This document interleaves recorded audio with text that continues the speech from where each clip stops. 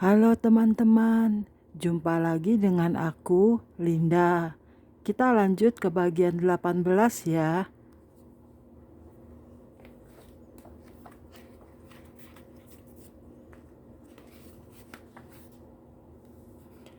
Oke, mari kita mulai. Bagian 18, Malaikat-malaikat Tuhan. Ada banyak referensi mengenai para malaikat di dalam firman Allah. Saya baru saja memikirkan mengenai bagaimana firman-Nya membuktikan segala sesuatu lagi dan lagi. Tetapi ketika sebuah pewahyuan diberikan kepada seseorang, itu hanya memancarkan cahaya yang lebih terang di atasnya. Panggilan utama saya di dalam Allah adalah mimpi-mimpi, penglihatan, dan pewahyuan. Kesaksian saya adalah bahwa saya hanyalah seorang hamba Tuhan dan saya hanya menyukai untuk mengatakan cerita mengenai anak-anak ini. Oh, betapa hebatnya kemuliaan yang kita lihat dan suara-suara yang memuji Tuhan yang kita dengar. Di sekeliling tahta ada kilat dan guruh dan pelangi. Ada gambar seorang manusia di dalam awan kemuliaan yang menutupi tahta. Malaikat-malaikat tersebut meletakkan keranjang yang mereka bawa ke atas tahta dan berlutut. Ujung sayap mereka naik ke atas. Teriakan kemuliaan dan haleluya dan puji Tuhan terdengar di seluruh surga. Sekali lagi tampak sepertinya kami berada di sebuah arena yang besar. Malaikat-malaikat yang besar tersebut meniup terompet, seolah-olah mereka sedang mengumumkan sesuatu. Sekarang saya tidak melihat Allah, tetapi saya melihat kesamaan dari Tuhan, seperti halnya Musa. Kemudian saya lihat sebuah tangan membuka keranjang tersebut. Saya merasa yakin bahwa itu adalah gambar tangan Tuhan. Saudara terkasih, saya mengatakan kepada Anda, seandainya Anda dapat sungguh-sungguh melihat kemuliaan dan kuasa Allah, seperti halnya Dia menyatakan itu kepada saya. Kuasanya sungguh-sungguh mempesona, indah, dan luar biasa. Saya melihat tangan keluar dari awan dan membuka keranjang tersebut. Tangan tersebut mengambil jiwa yang kecil itu keluar dari keranjang dan meletakkannya di atas altar. Kemudian saya melihat tangan-tangan mulai bekerja pada jiwa yang kecil ini. Ketika tugas sudah diselesaikan dan dilengkapi, hal yang paling indah, bentuk tubuh manusia yang sempurna mulai kelihatan. Itu terus mengembang sampai menjadi seorang anak muda yang paling tampan yang pernah saya lihat. Tidak ada kerusakan atau tanda-tanda dosa di surga. Firman Allah mengenai penciptaan Adam datang kepada saya. Kemudian Tuhan berkata, tidak ada ketidaksempurnaan di tempat ini. Segala sesuatu yang telah hilang oleh Adam pertama telah dipulihkan oleh Adam kedua. Ini adalah kepercayaan saya yang teguh bahwa sesungguhnya tanda-tanda dosa di surga akan menjadi bekas luka pada tangan, kaki, dan lambung Yesus. Ini akan menjadi sebuah tanda peringatan untuk selama-lamanya bahwa Tuhan telah membayar harga untuk penebusan kita.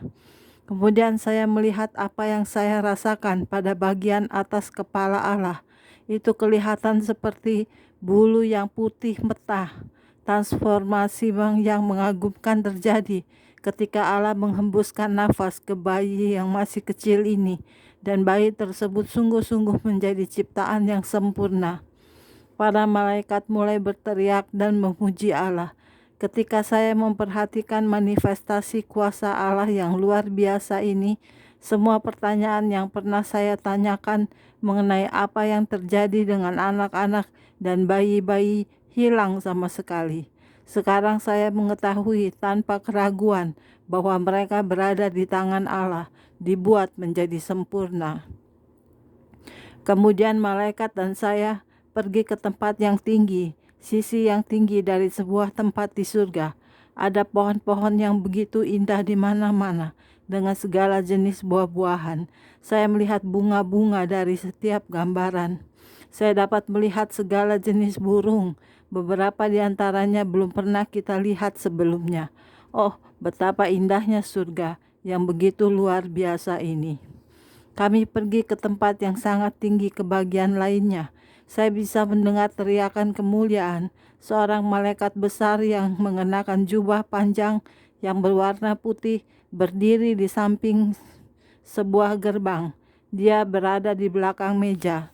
Dia mengambil sebuah buku emas dari meja dan memberikannya kepada malaikat lainnya.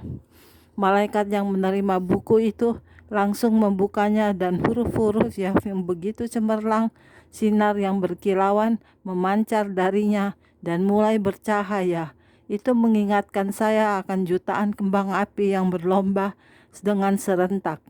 Kemudian saya melihat orang tua dan anggota keluarga ketika mereka mulai bergerak, mengitari dan menuju ke arah individu-individu. Mereka mulai berteriak, berjingkrak, dan melompat. Saya tidak dapat mengerti apa yang terjadi.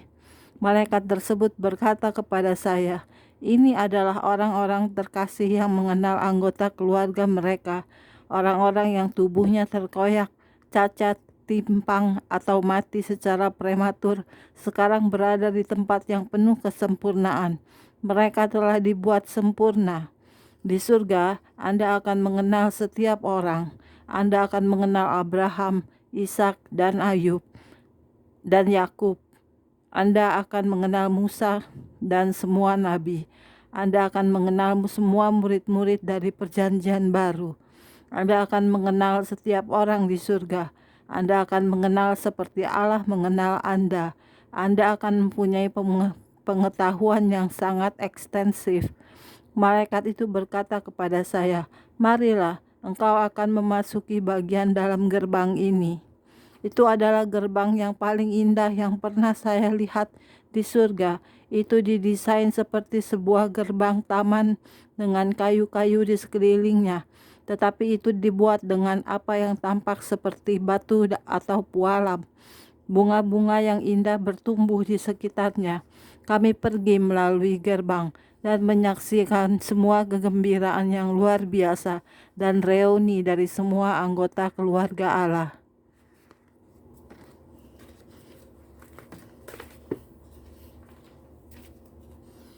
Oke, sekian dulu untuk hari ini videonya teman-teman.